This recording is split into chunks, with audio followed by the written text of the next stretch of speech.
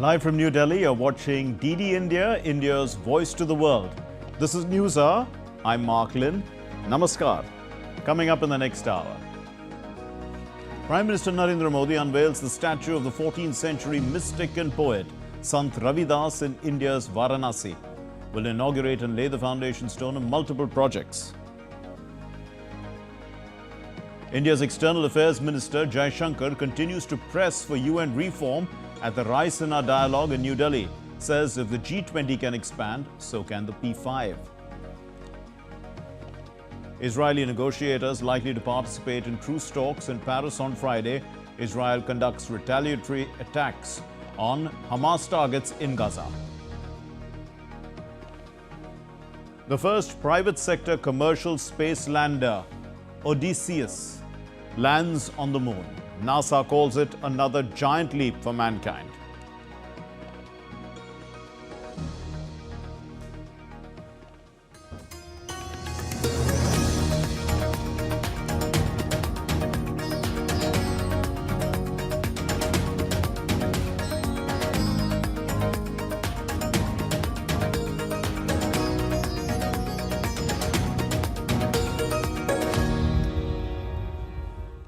On the third and last day of the 9th edition of the Raisina Dialogue in India's capital, New Delhi, India's External Affairs Minister Dr. S. J Shankar said that India has a strong view on the need to reform the United Nations. He was speaking on the session named the Wonk Tank, where expertise meets authority. And J Shankar said that the UN is a reflection of the colonial era and that different models have been presented to reform the UN. So long as Africa and Latin America and parts of the decolonized Asia are not adequately and appropriately reflected, the UN is still actually a reflection of a colonial era organization. So I think it's a great idea. I really think that, posing the reform issue in terms of perpetuating a colonial era is something which we all need to think about. On India and China's relationship, J Shankar said that maintaining an equilibrium would be challenging. I think management, arriving at equilibriums, then maintaining those, refreshing those, is going to be one of the biggest challenges for both countries. The mind games which will be played would be, it's just between the two of us. There's nobody, the other 190 odd countries in the world don't exist in our relationship. Don't give another country, which is clearly a competitive country, a veto over our policy choices. On Russia-China relations, J Shankar said that Russia was leaning towards Asia. A lot of doors have been shut to Russia and the West. Russia is turning more to Asia or to parts of the world which are not West. It makes sense to give Russia multiple options. If we railroad Russia into a single option, then you are making it a kind of a self-fulfilling prophecy. The Indian Foreign Minister highlighted that India's G20 leadership was significant with the inclusion of the African Union. But what we realized was that G20 was not enough because one part of the world with more than 50 countries had been significantly shut out, which was Africa. So if you see, in a way, we still call it G20, but it's actually become G21. When the sort of smoke clears, and people look back on this G20, it will surely be recognized for the fact that the African Union membership was agreed upon. Speaking at the Raisina Dialogue, India's Commerce and Industry Minister Piyush Goyal said that Prime Minister Modi launched a series of initiatives to bring the Indian economy back on track. It was in these trying circumstances that Prime Minister Modi launched the Make in India initiative. He initiated the Startup India movement. He got Digital India onto the Indian map. And through a series of initiatives, which very often I call like beads in a necklace, we were able to bring the economy back on track. We are today the fastest growing large economy, moved from the 11th position to the 5th position, slated to be the 3rd largest economy by 2027. And the Chief of Defence Staff of the Indian Armed Forces, General Anil Chauhan, said that military actions taken in the grey zone of warfare only pay dividends over a considerable period of time. He said that it requires a historical context to initiate grey zone warfare. General Chauhan was speaking at a session on the new age of warfare at the 9th Raisina Dialogue. Whenever we talk about grey zone, probably the dividends of what military action you take today, dividends may be available to you after many, many years actually, may not be at that particular moment. I think that again is important. And to start this, possibly, you will have to have some kind of a historical or a dispute to this particular issue to be successful in launching this kind of warfare. So to tackle grey zone warfare, you require multiple kind of approaches because the origin may lie in a historical dispute. So you have to be very correct. And DD India correspondent Jessica Tanja, who is at the Raisina Dialogue, joins us live now from New Delhi. Well, Jessica, you know, what's the general sense of the dialogue about UN reforms?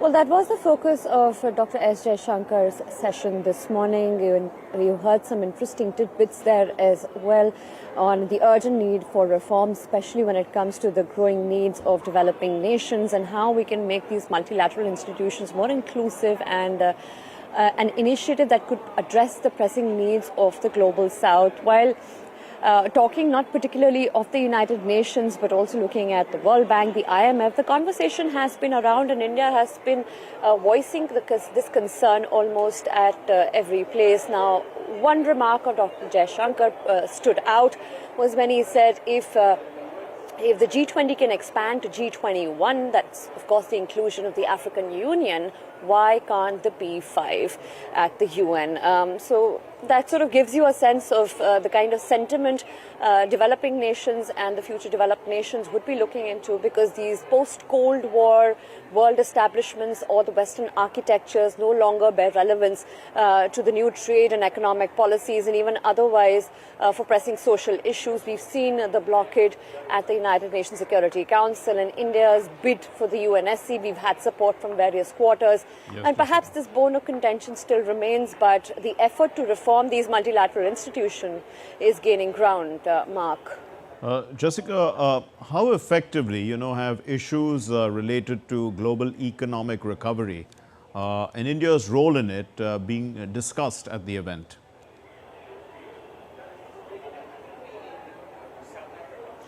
Well, India's role certainly understood as very important in this current geo-economic scenario. And if you look at the neighboring China, foreign direct investment in China is almost at a 30-year low, 80% drop in FDI since the last financial year. So the picture looks grim for our neighbor, which has been, which of course is the second largest economy. But at this point, India, on the other hand, a country looked at as a resilient supply chain, a country which promises great economic hope for various investors in the private sector as well. Briefly touching upon the Indo-Pacific strategy, that's also going to drive a lot of economic gains for the country. And of course, as India takes center stage in that, a lot of initiatives have been in the pipeline.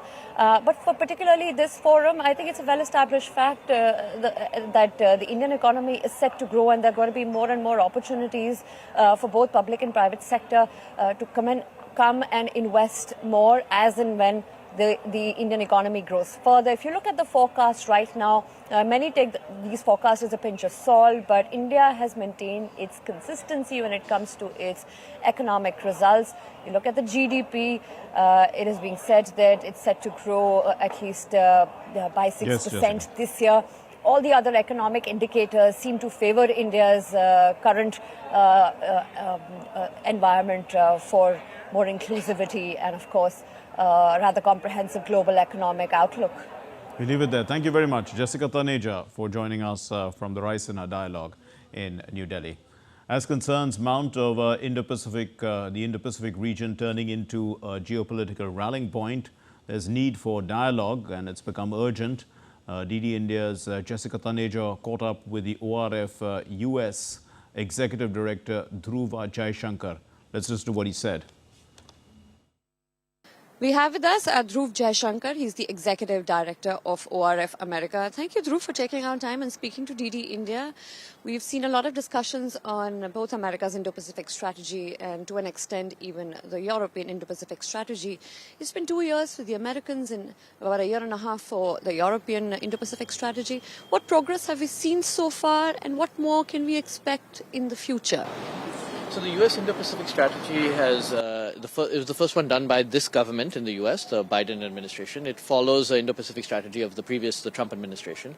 There's actually been quite significant progress in a few areas. A lot of it has to do with the strategic relationships. So the U.S., Japan, and Korea held a historic summit in the U.S. A lot of trilateral cooperation that bridged a lot of the differences that had existed between Japan and Korea, and very concrete cooperation on defense and technology. Philippines, the U.S.-Philippines relationship is really solidified in the last, Vietnam as well, a lot of trade and defense cooperation between the U.S. and Vietnam. India, of course, is a highlight. ISET is the the strategic technology dialogue. And that's actually translating, I mean, it's not just words, it's translating into cooperation on semiconductors, actual investments in areas. To give one example, on 5G and 6G cooperation and standards. Defense production in India, space cooperation. We'll see some actually major developments this year. So these are just some. Australia, AUKUS, US, UK, Australia cooperating on nuclear submarines and emerging technology. So if you look around from a strategic point of view, there's been considerable progress made in the last 2 years between the US and these key relationships. The one, I would say, and through the Quad as well, the one place where I think the US has not delivered as much as we expected is on the economic policy front. They released something called IPEF, the Indo-Pacific Economic Framework. And while they managed to get a lot of countries to sign on, and it was not going to be about reducing tariffs, it was not a trade agreement, but they haven't been able to make as much progress, partly because of resistance in the US, domestic political resistance. Well, still to come here on DD India News Hour. Russia's Gazprom continues to send 42.3 million cubic meters of gas to Europe via Ukraine despite sanctions. US Secretary of State says there's a strong desire in the G20 for Russian aggression in Ukraine to end. Filipino Coast Guard vessel stays put in the South China Sea. Officials refute the Chinese claim that they were repelled by Chinese forces.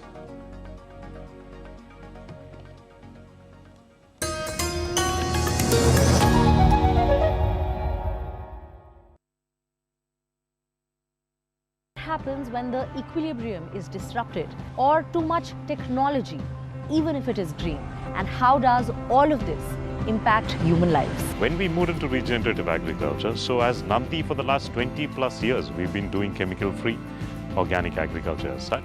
India's first all-women waste management team as waste collectors, supervisors, drivers and managers. Together, they handle the refuse of an entire Chennai neighborhood. Jute is actually such a crop that it can fix the atmospheric carbon dioxide, and within 120 days it can absorb 15 tons of carbon dioxide per hectare. Everything we produce here stays in our community. We don't want to sell our energy to the big companies. We want affordable, climate-friendly electricity for all our citizens.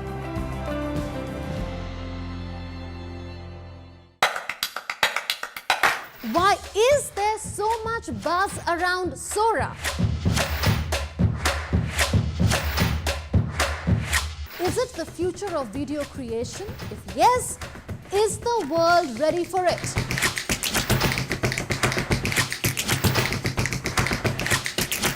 Watch Connecting the Dots every Friday with me at 8 p.m. IST on DD India.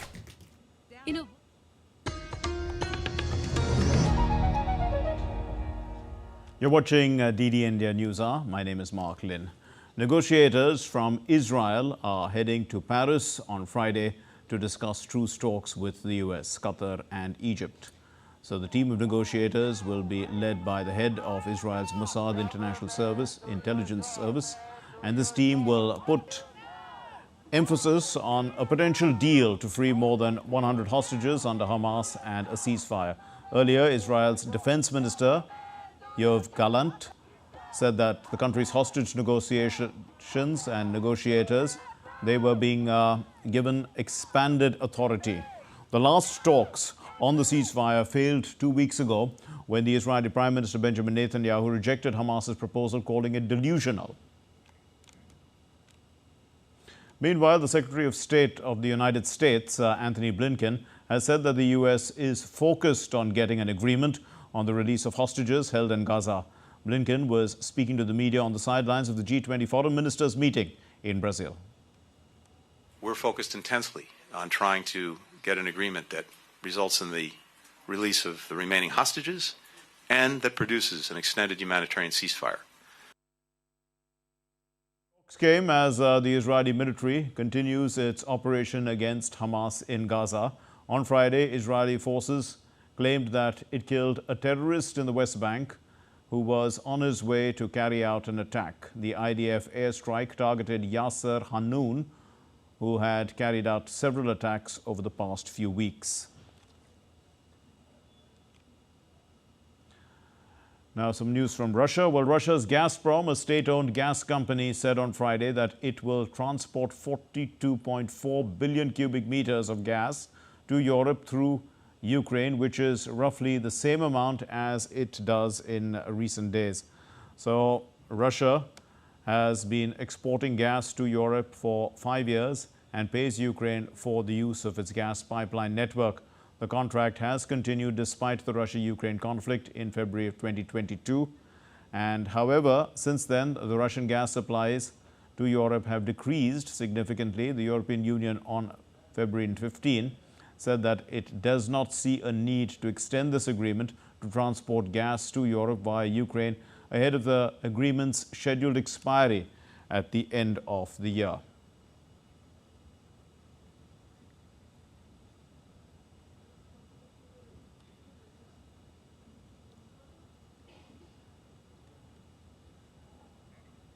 And continuing with stories on the Russia-Ukraine conflict, ahead of the second anniversary of the Russia-Ukraine conflict, the Deputy U.S. Secretary of the Treasury, Wally Adeyemo, said that the U.S.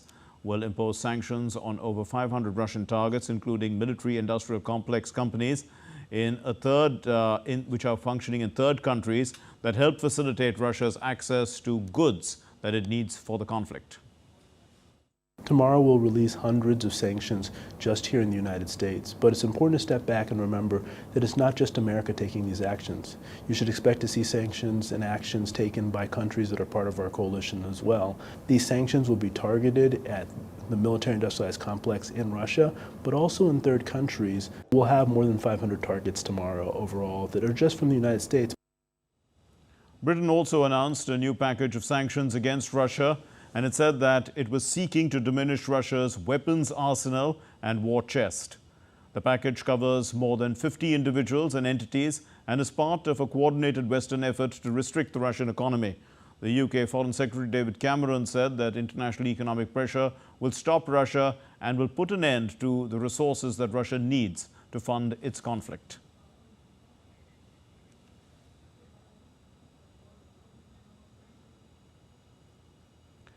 And returning now to our story on the Israel-Hamas conflict, we are joined by Sarah Coates, who's joining us live from Tel Aviv. Well, Sarah, what can we expect from the peace talks in Paris?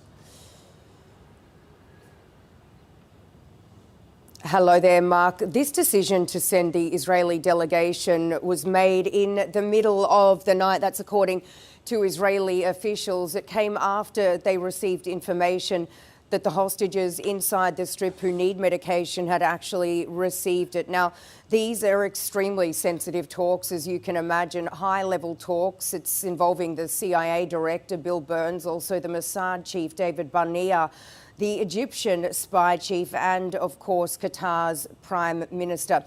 The Israeli delegation still hasn't left Tel Aviv. That will happen shortly.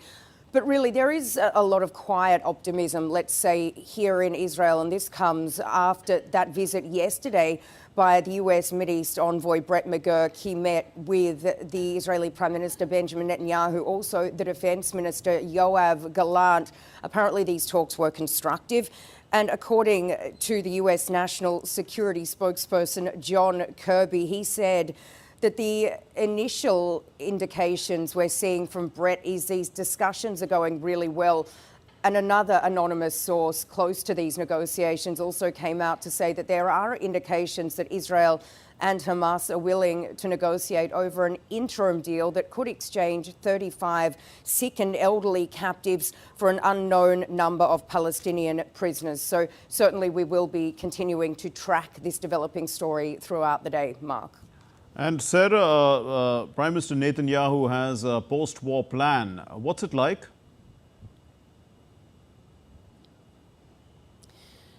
This is the first time that any kind of written plan has been presented. It is fairly vague, but I'll run you through a few of those key takeaways. There would be a security zone on the Israel-Gaza border. This is a sort of buffer zone. One is already being built. And this is something that the United States is firmly against. It has been saying that Israel cannot change the land size of the Gaza Strip, cannot change the borders. It would also be completely demilitarized. The only weapons that would be allowed in the Gaza Strip would be given to local law enforcement, things like handguns. When it comes to the reconstruction of the Gaza Strip, this plan says that that would only happen once it has been demilitarized. And when it comes to governance, Mark, it doesn't actually state who would be in charge of the Gaza Strip. It says that this would be by local elements with management experience. It also doesn't rule out the Palestinian Authority. This is something that the United States is really being pushing for. It wants a, quote, revitalized PA in charge of the Gaza Strip. But in terms of the end of this statement, it also says that UNRWA must not be present in Gaza, and this, of course, comes after those very damning allegations by Israel that a number of UNRWA employees were complicit in the October 7 attacks. Mark. We leave it there. Thank you very much. Sarah Coates from Tel Aviv. And returning to our story on the Russia-Ukraine conflict, on the sidelines of G20 foreign ministers meeting in Brazil, the U.S. Secretary of State Antony Blinken said that all of the G20 nations want the Russian aggression to end and peace to prevail. On Ukraine, there is a strong, palpable desire among virtually all of the G20 for the Russian aggression to end and for peace to prevail in a way that upholds the rights of Ukrainians to their freedom, to their future, to the territorial integrity of their country. And that was very clear in the meetings that we had over the last 2 days. The Ukrainian President Volodymyr Zelensky said that it would be a tragedy for Ukrainians and Europe if his country is left to survive without further aid from the United States. Will Ukrainians survive without Congress support? Of course, but not all of us. And if we understand this price, if the world is ready for this, okay, you will see it. But it's tragedy. It will be tragedy for all of us, not only for Ukraine, not only for Ukrainians, for all Europe. And you will see that they will go. Putin will never stay, will never stop. He will go through Eastern Europe because he wants it. And now let's get an update from Dasha Chernyshova, who's joining us live from Moscow. Dasha, you know, it's 2 years since the military operation. What is Moscow's official position on the goals yet to be achieved?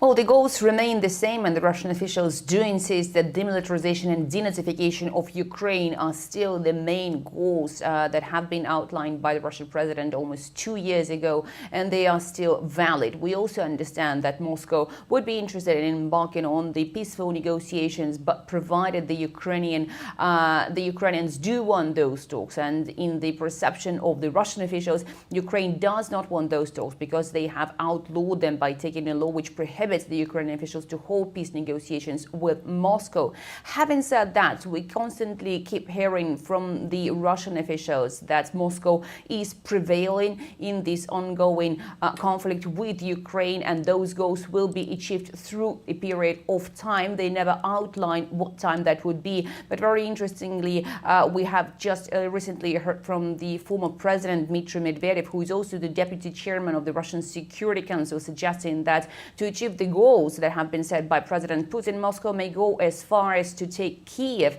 which Moscow says should be liberated, in order to make sure that there is no threat coming from the Ukrainian side against the Russian Federation, suggesting by that Kiev is being used by the Western countries to make a threat against Russia. Also, another prerequisite for the end of this operation is that Ukraine recognizes the new realities on the ground, as the Russian officials described that, referring to the very fact that Moscow now has 4 new regions in the Russian Federation.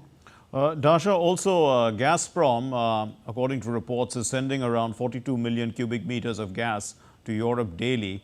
Now, clearly, all those sanctions lists have not in any way affected Gazprom and its activities. What impact has EU sanctions had on Russia?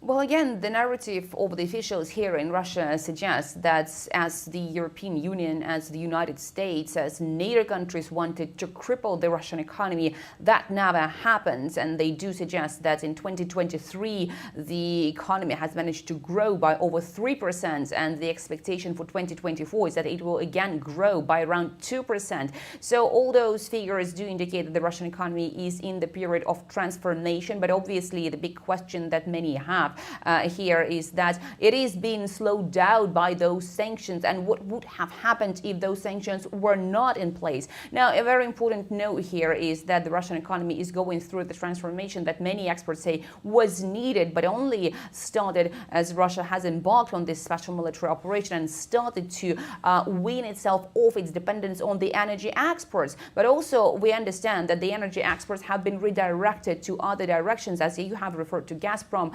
Russia is now sending its energy resources to other countries. That is obviously not an easy task to do, but certainly the Russian economy has managed to meet all the budgetary goals thanks to the restructuring, redirection and reorientation of the Russian economy towards the countries which Moscow says are reliable partners. That is not the European Union, not the United States, but countries in in Asia, but countries in the Middle East. So certainly for the Russian Federation at the moment, the reorientation in terms of economy is very important, but that has been obviously beefed up by the restrictions that have been imposed against the Russian economy by the Western countries themselves. So certainly the Russian officials are pointing to the beneficial effects of those sanctions against the Russian economy. But when you look at the prices inside the country, you can certainly see that inflation, the consumer inflation, is far over the official numbers, and many people had to change their habits.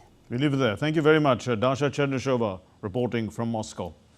India's External Affairs Ministry spokesperson Randeep Jaiswal has responded to the media regarding Indians being caught in the conflict in Russia.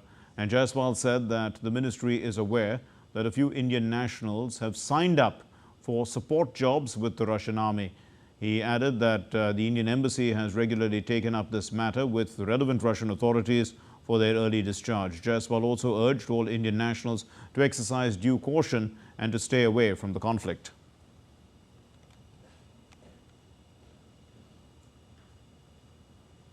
Brazil's foreign minister has announced that G20 ministers were virtually unanimous in their support and backed a two-state solution to resolve the Israeli-Palestinian conflict.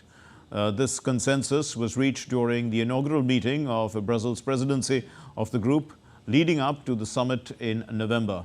More on this development from our correspondent Ira Spitzer, reporting from Rio de Janeiro. During his closing statement here in Rio, Brazil's Foreign Minister Mauro Vieira highlighted the agreement among G20 members on the need for a two-state solution in the Middle East. EU Foreign Policy Chief Josep Borrell and U.S. Secretary of State Antony Blinken also spoke about that common goal of the two-state solution here at the G20. The conflict in Gaza between Israel and Hamas. We're focused intensely on trying to get an agreement that results in the release of the remaining hostages and that produces an extended humanitarian ceasefire.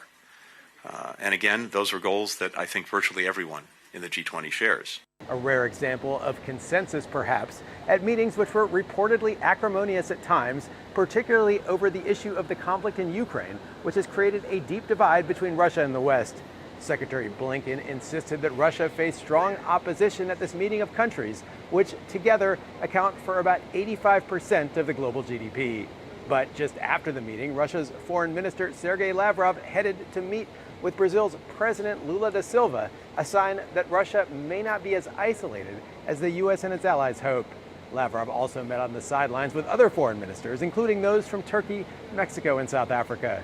Another issue discussed here was proposed reforms to the United Nations Security Council, where the veto power of the 5 permanent members, the U.S., Russia, China, France, and the U.K., has raised serious questions about its effectiveness in addressing global conflicts like the ones in Gaza and Ukraine, with Brazil's foreign minister saying that the paralysis has resulted in the loss of innocent lives. Pushing forward with Security Council reform is expected to be a major focus of Brazil's G20 presidency, although the G20 faces similar issues as the UN, without consensus, enacting meaningful change can be extremely difficult. Ira Spitzer reporting in Rio de Janeiro for DD India. And still to come here on DD India News Hour. Imran Khan asks the IMF to audit Pakistan's elections before granting any further loans. India, Maldives and Sri Lanka hold trilateral exercise Dosti with Bangladesh as the observer.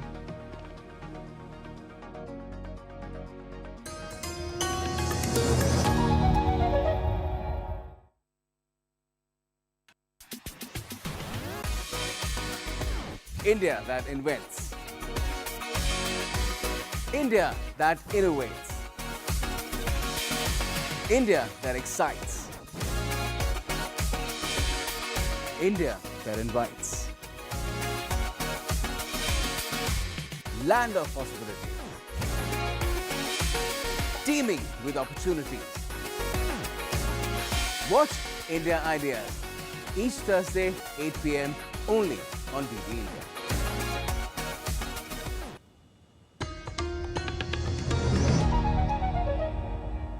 You're watching DD India News Hour. I'm Mark Lynn. The United States has landed on the moon once again after half a century. A spacecraft built and flown by the Houston-based company sailed around the moon for a little while on Thursday and headed for an attempt at the first U.S. touchdown on the lunar surface. The vehicle, targeting a crater near the moon's south pole, carried a suite of scientific instruments and technology demonstrations for NASA and several commercial customers, designed to operate for 7 days on solar energy before the sun sets over the polar landing site. The payload of NASA, will focus on collecting data on space weather interactions with the moon's surface, radio astronomy and other aspects on the lunar environment.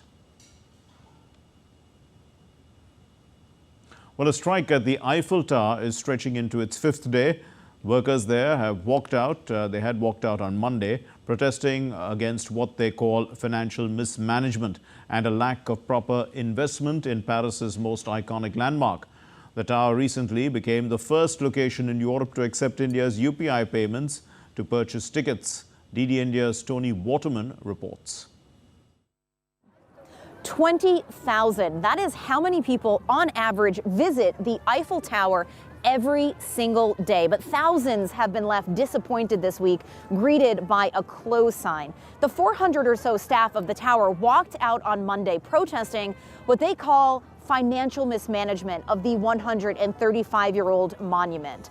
At issue is a plan by the city of Paris, which owns the tower, to more than triple its licensing fee to $54 million. And the unions say that that overestimates the number of expected visitors and underestimates the maintenance and repair costs before the 2024 Paris Olympics. One big project, they say, is repainting the Eiffel Tower. Now, the city says the tower is in great condition and that the Olympics is going to bring in a record number of visitors. But this is now the second strike in as many months over the same issue, and the city is keen to get this issue resolved before the games kick off in July.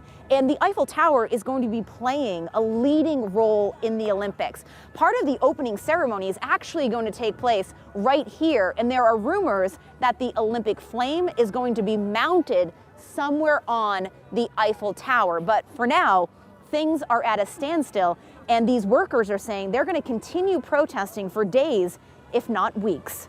Tony Waterman in Paris reporting for DD India. And shifting focus to the Asia-Pacific, South Korea on Friday raised its health alert to severe over the protest by doctors. Now, the protests triggered by the government's plan to recruit more medical students have led to cancellations of surgeries and medical treatments, with some hospitals, in fact, turning away emergency care patients. The Prime Minister, Han Duck-soo, will preside over a disaster management meeting on the matter on Friday. And the protests by almost two-thirds of the country's young doctors, this has raised fears about further disruptions to the medical system should this dispute drag on. The doctors, what are they doing? They are saying that the real issue is the pay and the working conditions and not the number of physicians. The Philippines Coast Guard, they've disapproved of a Chinese counterpart's claim that they had repelled a Filipino vessel. So what they have said is that the Philippines vessel is remaining in the area to support Filipino fishermen and to ensure their security. Patrick Falk shares his insights. It's important because it essentially is an illustration of whether or not the Philippines is able to stand its ground here. Remember, this is within the Philippines' exclusive economic zone, but China, as we know, claims nearly all of the South China Sea.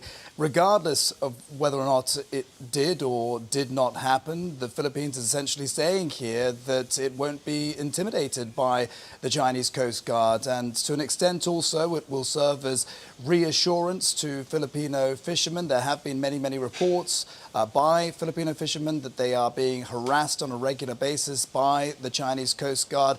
Notably, there were 4 Filipinos that were chased away last month after China accused them of illegally entering these waters. As to whether or not the incident did or did not occur, well, the Chinese side did refer to the vessel by its identification number 3002, so that perhaps says something, although this is a known vessel that has been on resupply missions in the past, and the Philippines says that there is media embedded on board and that they will be able to verify on the accuracy of this on the completion of the mission.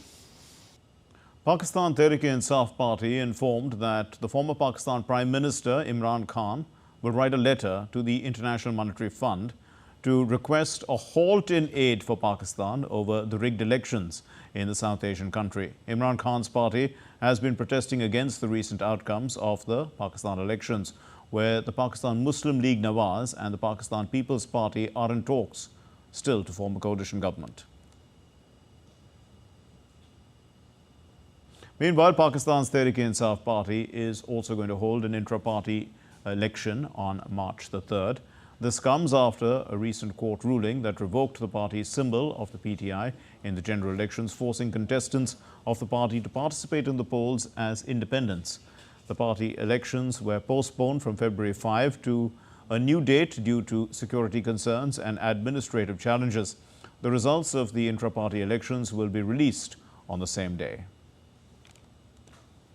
Bihar's Governor Rajendra Vishwanath Arlekar, who is leading a delegation of Lord Buddha's exposition in Thailand, visited the Wat Pho temple in Bangkok. The governor presented a set of 108 volumes of the Mongolian Kangyur or the Tripitaka and also 26 books on Buddhism by Professor Satyavrat Shastri to the deputy abbot of Wat Pho, the most venerated Dr. Deb Vyaracharya, and the governor and the most venerated discussed the cultural connection between Thailand and India, where the latter described India as his second home. During the 16th edition of the India-Maldives Sri Lanka trilateral exercise, which is called Dosti, Bangladesh, we mentioned earlier, is the observer, and Sri Lanka also sent the SLNS Samudra to participate in these biennial trilateral drills, which would continue till Sunday. The Dosti drill, it started in 1991, in fact, and it's a bilateral exercise by the Coast Guards of India and the Maldives. Now, Sri Lanka has joined it in 2012. Now, apart from the three participating countries, the exercise off the coast of the Maldives this week will also have Bangladesh as an observer. India's Prime Minister Narendra Modi is on a two-day visit to Uttar Pradesh, the state of Uttar Pradesh, and is also set to launch development projects worth more than 130 billion rupees. That works out to about 13,000 crore rupees. And on Friday, the Prime Minister presented awards to the winners of the Sansad Sanskrit competition in the city of Varanasi. The Prime Minister represents Varanasi in the Lok Sabha, which is India's lower house, and the State Chief Minister Yogi Adityanath was present on the occasion. The Prime Minister released a booklet at the prize distribution event in Varanasi city. The event was held at the Banaras Hindu University.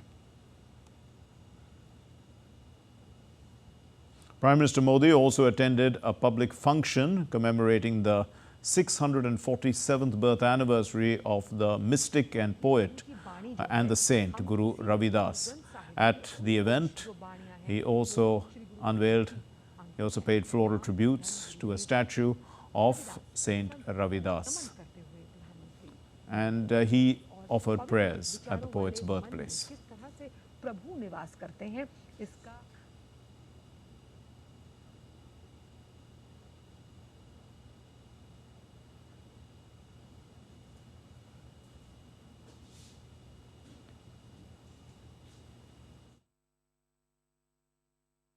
Bharat का इतिहास रहा है, जब भी देश को जरूरत हुई है, कोई न कोई संत, ऋषि, महान विभूति भारत में जन्म लेते हैं।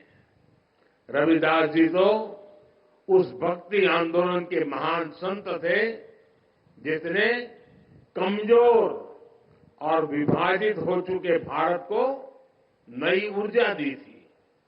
रविदास जी ने समाज को आजादी का महत्व भी बताया था और सामाजिक विभाजन को भी पाटने का काम किया। ऊंच नीच, छुआछूत, भेदभाव, इस सब के खिलाफ उन्होंने उस दौर में आवाज उठाई थी। The Prime Minister also inspected the completed Amul Banas dairy. It's a plant in Varanasi, and he's going to inaugurate the plant also. The Banas dairy, which is the largest dairy plant of the dairy company Amul, is built at a cost of 622 crore rupees. 1 crore is equal to, in fact, it's 1 followed by 7 zeros, 10 million. And it is expected to provide employment to nearly 100,000 people in the region.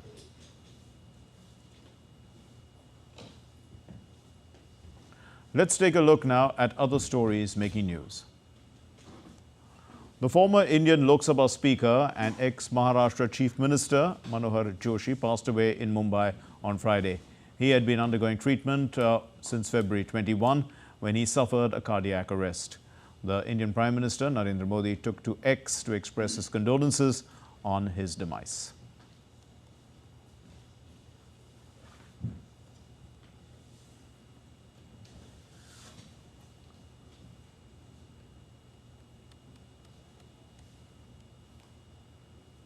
The Election Commission of India is visiting various states ahead of the upcoming general elections of 2024. The commission is headed by the Chief Election Commissioner Rajiv Kumar.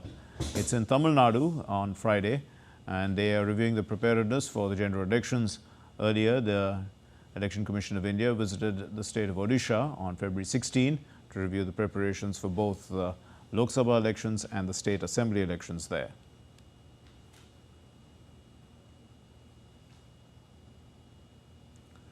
The Haryana Chief Minister Manohar Khattar presented the state budget in the Assembly. The budget for the financial year 2024-25 has an outlay of about $22.9 billion. And still to come here on DD India News Hour. Akashdeep rocks England's top order with hostile spell on debut in Ranchi Test. In UEFA Europa League, AC Milan books a spot in the last 16 on aggregate despite losing to Rennes 2-3.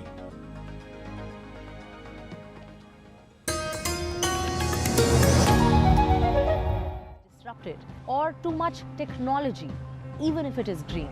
And how does all of this impact human lives? When we moved into regenerative agriculture, so as Namti for the last 20 plus years, we've been doing chemical-free organic agriculture as such. India's first all-women waste management team as waste collectors, supervisors, drivers and managers. Together, they handle the refuse of an entire Chennai neighborhood. Jute is actually such a crop that it can fix the atmospheric carbon dioxide, and within 120 days it can absorb 15 tons of carbon dioxide per hectare. Everything we produce here stays in our community. We don't want to sell our energy to the big companies. We want affordable, climate-friendly electricity for all our citizens.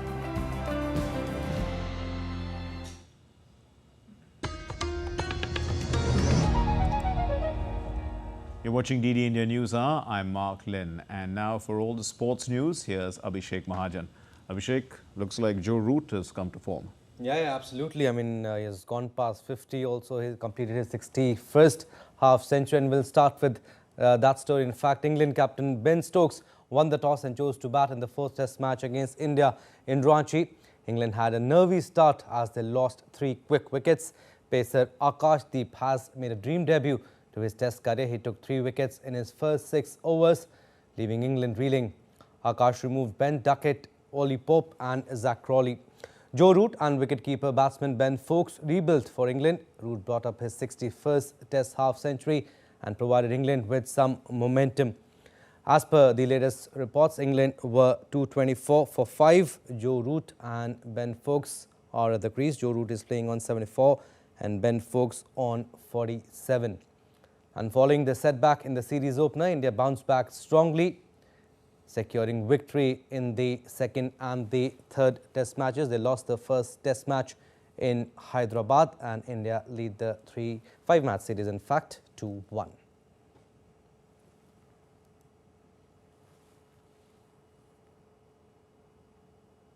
And India showed remarkable prowess on day 2 at the Asian Track Cycling Championships, securing a commendable array of medals across various categories. India emerged as a formidable force, capturing the spotlight with 2 gold, 1 silver and 1 bronze medal. Notably, all of India's medals came from the para events, underscoring the nation's commitment to inclusivity and excellence in sports. However, Malaysia dominated the proceedings, clinching an impressive 5 gold medals along with 2 silver and 1 bronze. Commenting on India's performance, Maninder Pal Singh, Secretary General of the Cycling Federation of India, emphasized on the performance of Indian cyclists exceeding expectations, reflecting their dedication and potential. And defending champion Cameron Norrie reaches Rio Open quarterfinals with a dominant 6-1, 6-1 win over Thomas Barrios Vera on Thursday. The second seed Norrie needed just 26 minutes to take the first set of a match originally scheduled for a day earlier but postponed because of rain. The British player will face home favourite Thiago Seaporth Wild on Friday. On football now, Spain's national football team coach Luis de la Fuente has extended his contract to 2026, the Spanish Football Federation announced on Thursday. Luis Fuente will now be in charge come the next World Cup in the United States, Mexico and Canada. The federation said extending Fuente's contract was necessary to provide stability to the national team preparing for the European Championships, which begin in June. Fuente was named Spain coach at the end of 2022 after the country's disappointing round of 16 elimination in the World Cup that was held in Qatar. Europa League now. AC Milan cemented their spot in Friday's Europa League last 16 draw despite losing a thriller to Rennes. Trailing 3-0 from the first leg in Italy, Rennes gave their fans hope of a memorable comeback when Benjamin Bourigeaud scored in the 11th minute. AC Milan levelled on the night through Luka Jovic's header before Bourigeaud's penalty restored the home side's lead. The visitors equalised again through Rafael Leao before Bourigeaud completed his hat-trick with another penalty. But it was not enough as AC Milan won the knockout round playoff tie 5-3 on aggregate.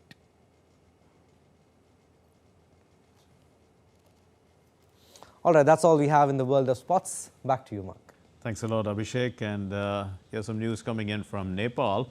Well, the meeting of the House of Representatives of Nepal has been postponed. It happened today for 15 minutes because of an obstruction by the opposition parties, including the main opposition, CPN-UML.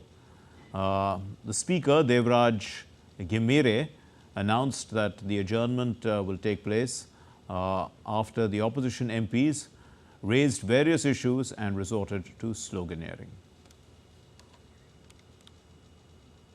Now, Thailand has officially entered its summer season. Thailand's weather service has warned of hotter temperatures this year. The average daytime temperatures are expected to go up by about 2 degrees Celsius, higher than last year. And the average maximum temperatures across the country are forecast to top 35 degrees Celsius. Freak storms have also been forecast for several areas from mid-March through to May amidst the hot weather. The temperatures are forecast to reach as high as 41 degrees Celsius from the end of February through to April in the south, with isolated heavy rainfall.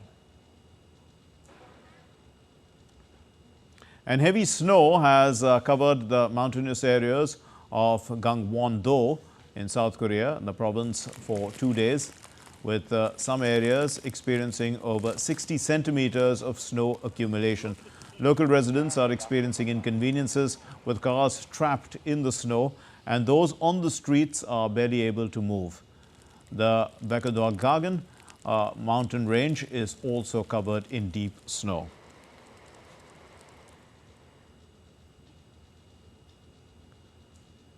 A bushfire continues as well to threaten rural towns in Australia's Victoria state as hundreds more of residents, they were urged to evacuate their properties immediately on Friday. More than 2,000 people on Thursday fled from towns in Victoria's west after emergency evacuation orders were issued to leave and head east to the regional hub of Ballarat. Hundreds of firefighters were battling the massive blaze that has burnt roughly 10,000 hectares of land. Several aircraft supported the rescue effort as fresh evacuation warnings covered 14 rural towns. A forest fire in Hoan Lien National Park in Vietnam was brought under control after 4 days and 3 nights of manual efforts, and also hundreds of people participating in firefighting. The dangerous job of firefighting in the forest fires, which can cross motorways, is crucial at this time. It's also important for the environment. And the fires were influenced by weather and also human activities, with up to 1,000 people living in these areas.